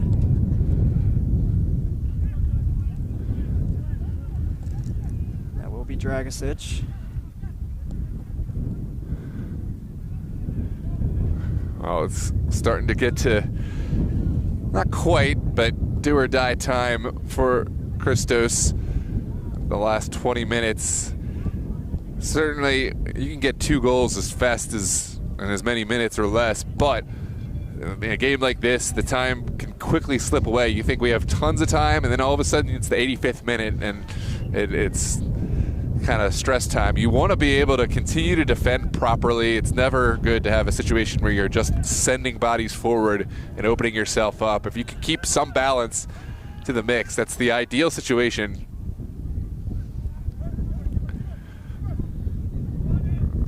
Mert Maric able to get there right ahead of, I believe, Bender. I'll chirp between the two.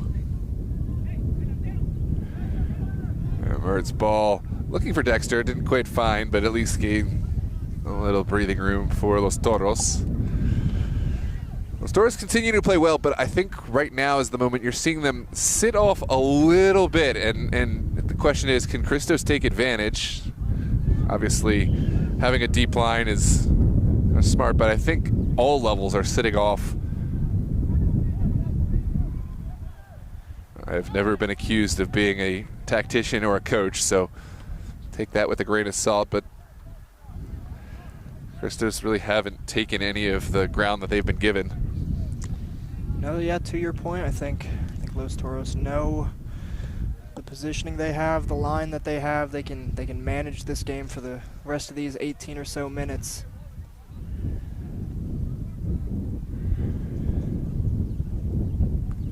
Headed into Stanley Alves and just called offsides there. Yeah, I don't think Los Toros feel any necessity to sit off 100% fully, put 11 men behind the ball here. I think they've trusted their back line and the two central midfielders in front of them to defend as they have through about these first 74 minutes.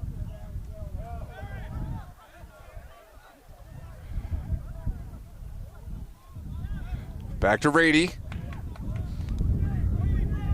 Surveys the field, sees something he likes over on that far side, and here come Christos. Well, no, kept it alive. Baxter's on the, Graham's on the scene. Here's Brian Graham, lovely move, left-footed cross, and needs some action, and it's well chested down by Dylan Zane. Dylan Zane just having a great match. Yeah, really strong defender. Two moments that easily could have been goals. Three, actually, now that I'm thinking about the one where he sorted his feet out much earlier in the match. Dexter's on his bike on the far side. Doesn't need to rush this. I mean, he had Stanley Alves running in, but yeah, this is a much safer approach. Take some time off the clock. Sent across. Oh my goodness, what a fingertip from Tanner Kennard. Kennard thought about going to get this and thought better of it. Now has to retreat to his goal. Christos have bodies in support. Morgan Lucy down the line. Lucy keeps it alive. Graham checks in. And there comes the space. Oh, watch that cut from Brian Graham. Old knees still got it. And now this is a moment off the ball to come back to. Let's see how it's adjudicated. Just a simple foul. I don't know if you'll catch in the replay. Baxter there was a little bit behind the ball too, trying to set a pick, and seemingly went down with the contact. Yeah, two players. I didn't see the moment of. It just looked like Javel might have ran out of his way to try to block off Graham. Graham and Javel were tangled up, but no smoking gun. At least in terms of, I didn't see any big elbow. Then again, we're a long way up here. Baxter, good chip. Lovely skill. I believe that's Bender. Only partially cleared.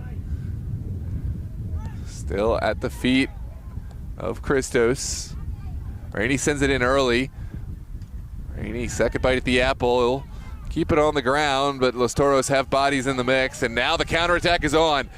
There's Dexter looking for the return pass. Instead, it's Jamer Diaz taking it on himself. Diaz with that early strike, and Jamer Diaz, lights, camera, action. The nail is in the coffin, and he takes it on himself.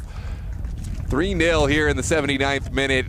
Lovely little finish. That slight chip touch, that toe poke underneath Kennard has made it 3. What did you see on that one, Josh? I mean, just a beautiful run play, decision making, everything. I mean, I'm throwing my arm viciously for him to play that ball into Alexander Dexter. Dexter uses pace in behind, and Jamer Diaz said, no, I trust myself. I have the confidence. I'm going to hold these two off. I'm going to take this man on 1v1, take him on outside, and like you said, cool, calm finish on the outside of his left foot. Calmly passed. When it's so obvious, the defenders gets caught in an impossible position. You feel like you have to cover that run and anticipate it. And when you jump that, you look like a hero. But when you jump it, the obvious run, it's a no-win situation. Jamer Diaz handled that perfectly because I think if he sends it, the defender's able to guess and gamble because it's so obvious. Able to predict it. And then, you know, the strike is done. Instead, you have to have the skill to do that lovely little rollover, pass the defender, and still had a lot to do with that toe poke underneath of Kennard. And it's 3-0 here in this MDV Cup Finals in the final 10 minutes. Just to show how fine the margins are in a game like this. Jaimar Diaz, playing professionally just a handful of years ago, showing his class. I think he had a stint playing in some Winter Classico in Puerto Rico or something over this winter. I'm not exactly sure. Wow. I'm not sure what it was, Surprised. but he's still playing in those games, in those competitions, showing off his experience in class. Here's an in-swinger, lofted high, and Mert Maric will rise above the pack, showing off he can control his box too. You'd have to say Mert and this back four absolutely deserve the clean sheet. Carter Berg back on.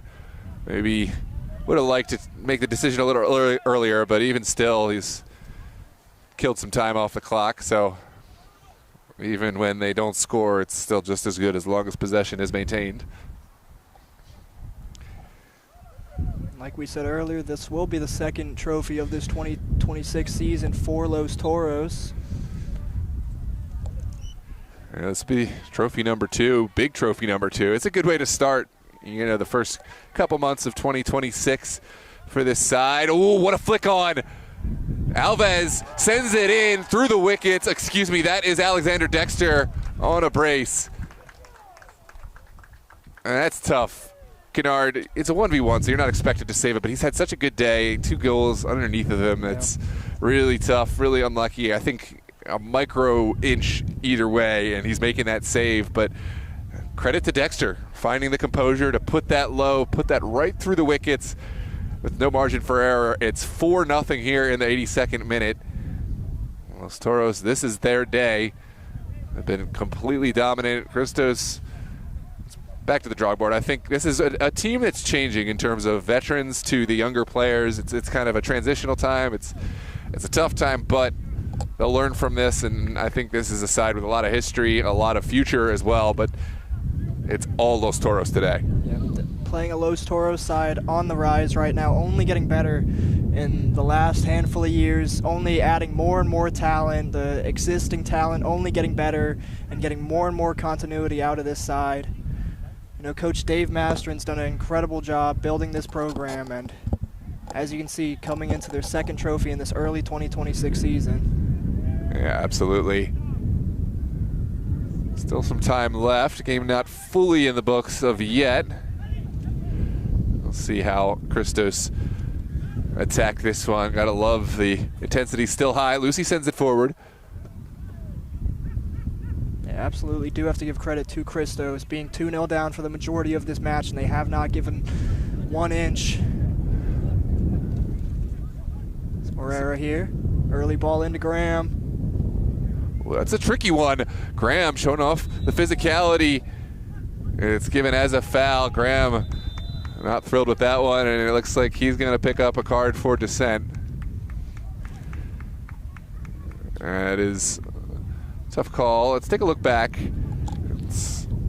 You know, Brad Graham, we talked about his fitness, his physicality. He's a strong player, yeah. Just the nudge right through the back. Going to be called. Frustration, understandable in the late stages, but that's the right call from the center official all day.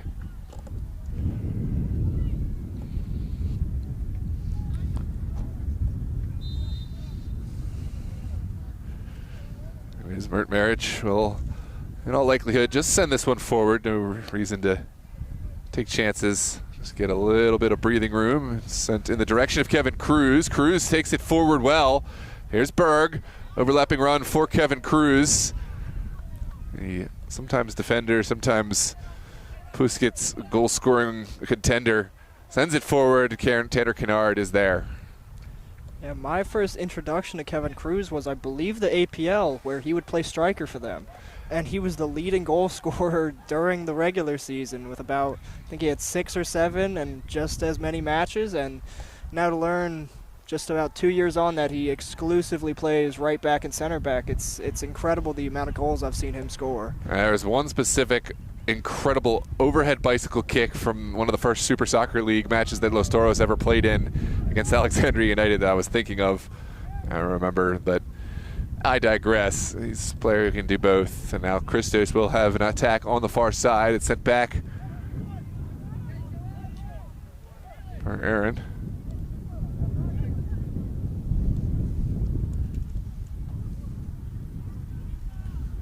There's Devonshire. Sam Devonshire has entered the fray for this Los Toros back line to add some fresh legs and close out the job. 5 minutes left to play. Oh, that's an offside going against Christos.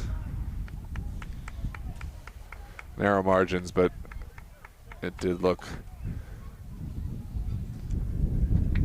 very close.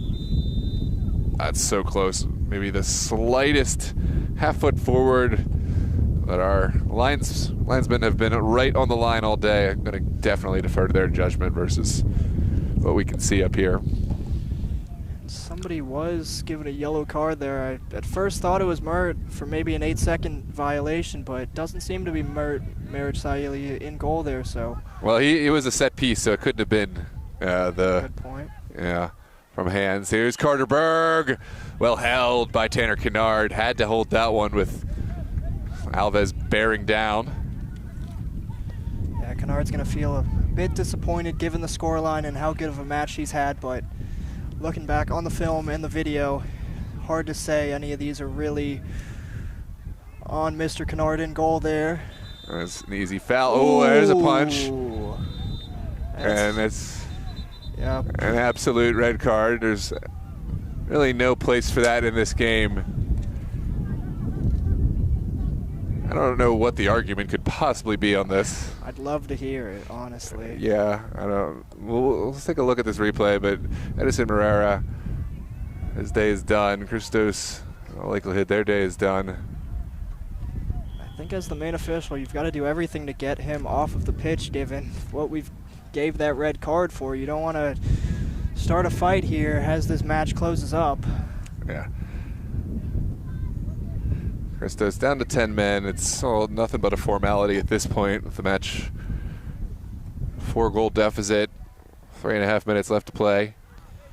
Maybe this will be a Kevin Cruz about 25-yard free kick, but seems like Stanley Alves stepping up for this.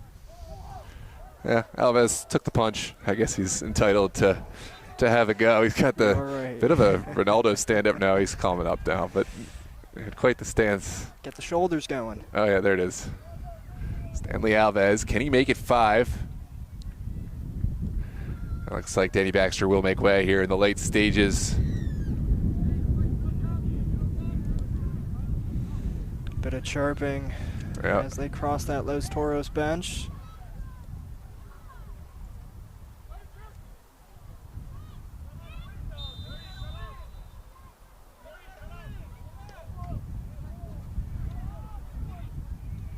Mahoney dinked into the back post. Ooh, that's the kind of goal that Mahoney has become so famous for. Those chips, like seemingly no effort whatsoever. You thought it was a cross, but almost finding the upper echelon, upper reaches of that goal. On to the 88th minute we go. Christos will play from the back.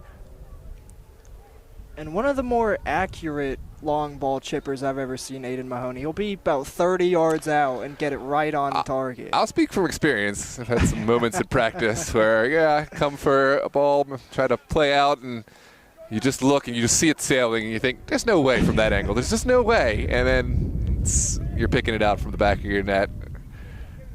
So much class on the front line here of this Los Toros side. Here comes Carter Berg. Great challenge there. Sliding challenge from. Yeah, Aaron Rilling having a good game in the back line of midfield. He's been just about everywhere for this Christos side.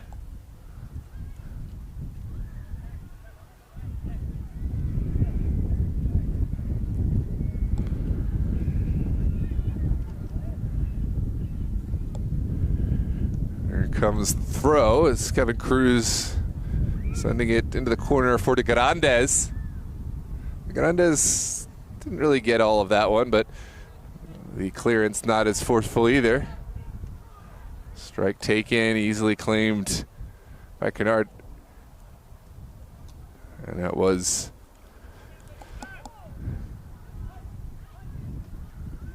another Mahoney moment. Looking for the patent long shot. Mahoney.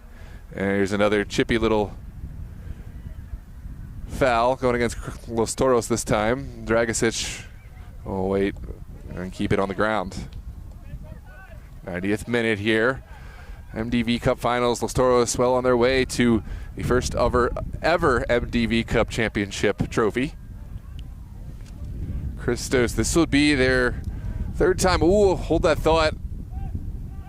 That is pretty clearly a pass back, but in any case, not really that consequential. Even the defender put his head down after. At this point, I think it's not a whole lot to be said. Although Los Toros, that is a terrible challenge from Anthony Lara. Yellow card, excuse me, Kevin Cruz. Kevin Cruz picking up the card, the yellow card, after a launching challenge. Yeah, that very much could have been a red. It was a challenge that really had no chance of seeing ball. Yeah, definitely at first glance thought that was going to be a red, but understand the referee's judgment there. Correa's, again, had absolutely positive impact in this Christos front three. Yeah, I get this back line wants to make sure they preserve the clean sheet, but at this moment, really don't have a need for those kind of challenges because suspensions, although there's no further stage to this tournament, they, to my understanding, can carry over to other competitions or next year's MDV Cup. I have to reread the rules on that one, but I know it's not like you can just do whatever you want in a final. Do whatever you want. There's no suspensions. There are implications. This is a well-taken shot. Oh, defender comes up huge. Corner kick to come. Who took that? It looked like it was headed destined for the upper 90. May have been Mahoney. It was Mahoney. Huge save from Mahoney. Here's the in-swinger for Christos. Still in the mix. Well cleared. And that is your final whistle. Let's watch out for any extracurriculars. Yeah, good class from players down there afterwards. Los Toros are your MDV Cup champions. Unseating Christos, who have, it's impressive, they've been in this championship match ever since the MDV Cup was created, but they've always been the bridesmaid, never the bride for another season. Wow. They've been unseated by Ristosi in all of the other playings of this match. But now, I believe that's 3 matches prior to this one, and a 4th time they are your runners-up, which there has to be something said about the consistency. There's a lot of really strong teams from all the best leagues, and Christos have found themselves in the championship in all of them. Of the 16 best teams in the area, they found themselves in the top 2, but they are unseated by Los Toros. Today is their day. Los Toros, MDV Cup champions. What are your takeaways from this match? To as good as a program this Christos side has in their USL, their APSL side, this Los Toros team is just growing and rising with confidence and momentum as this 2026 season goes on. It was an incredibly hard-fought, physical match from both of these sides. Just in about 15 fouls as this match went on, just over about 7 yellow cards and the red card for Christos just at the end of the match there. And having to say at the end here, deservedly MDV champions for Los Toros. And you see they're fired up. It's a huge testament. We talked about the questions, can they start a match and end a match as they started? They've always been really good at really starting and coming out of the gates, punching the opponents, metaphorically, of course. But today they kept that pace, they kept that intensity, and they kept that discipline through the entirety of the match. And it's a new chapter, I think, in Los Toros. Excited to see what they're able to do in UPSL and Super Soccer League. Of course, make sure to hit the subscribe button if you haven't done so already. We're going to have the trophy presentation here in just a moment. But if you haven't gotten your fix of DMV amateur footy look no further than DMV Sports Media. Tonight, we have the Classico at G and Hawks against United, brought by the one and only Josh Campbell from Quantum Field. Make sure to tune in at 8 p.m. and I will be bringing you kind of a new match that I wouldn't call a rivalry, but it's a first ever playing between Blazers FC and World Class Premier, to my knowledge. Be interesting to see some new matchups, so I'll bring that one from Langley High School at 8 p.m. We're going to bring you the trophy presentation in just a moment, but make sure to continue in the chat. Thanks for joining us as always. I'm Noah Walker along with Josh Campbell. We will speak to you in just a moment.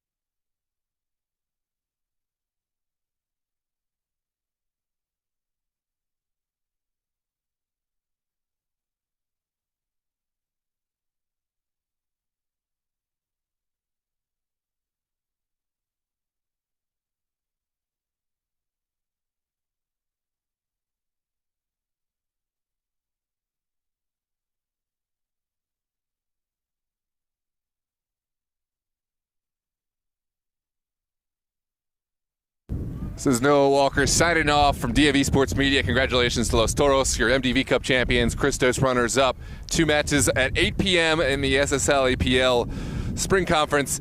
Thanks for tuning in, and thanks for your patronage. Before you go, hit that like button. Get us seen by as many people as possible. We'll see you on the next one, and please subscribe. Make sure to tune in for all of our coming spring matches across all leagues. Have a good day, ladies.